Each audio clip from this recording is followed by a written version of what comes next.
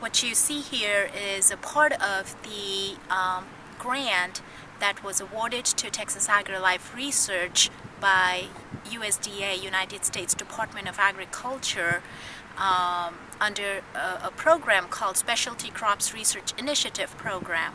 Our project, 5-year-long project, was funded, and we are through the first year and we are now into the second year of the project.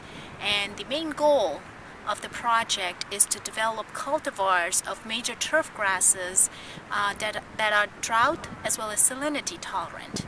And the idea is to target the south and the southeast region and the industry, turfgrass industry.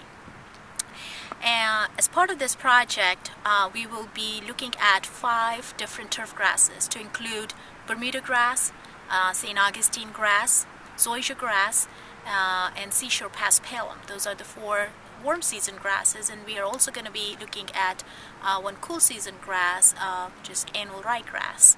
This is a collaborative project between 5 universities from South and Southeast, to include Texas A&M, or I should say Texas AgriLife Research, Oklahoma State University, University of Florida, University of Georgia, and North Carolina State University.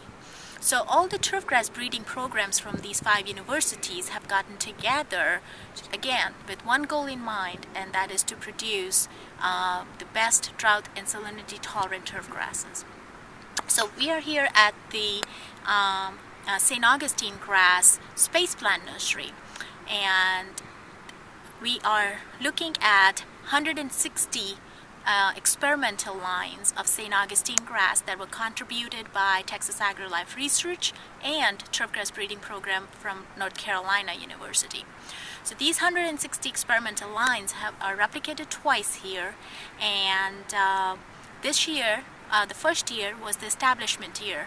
And so we were giving them the optimal conditions for watering and irrigation, fertility, mowing, just the best conditions, so that to promote their establishment. Realize that these were planted on 4-inch plugs, and the idea is to allow them to fill into a 3 feet by 3 feet plot. And next year, these will be stressed. These plants will be stressed out. The water is going to be shut down for a couple of months, and the idea is to select the 3 to 5% survivors, 3 to 5% good performers. So just at the establishment phase, you can see some of the genetic variability. Now these all have been treated the same, but you can still see the differences in terms of how much they have spread, the color, the texture, the density of the grass, and which is what we are taking notes on this year. And we'll continue to do that next year, but again, the next year the emphasis is going to be on selection of drought-tolerant material. And the material, that 3 to 5% material that will be selected next year, will then be studied in further detail, and maybe on a bigger plot, not 3 by 3, maybe let's say 10 by 10 plots, again at all 5 universities, to include 7 locations, and some of those material will be also tested under the rainout shelter as well as in the greenhouse to screen for salt and drought. And again, the idea is that after going through the cycle of space plant nursery and replicated trials for next 5 years, we would have identified the best cultivar for our industry.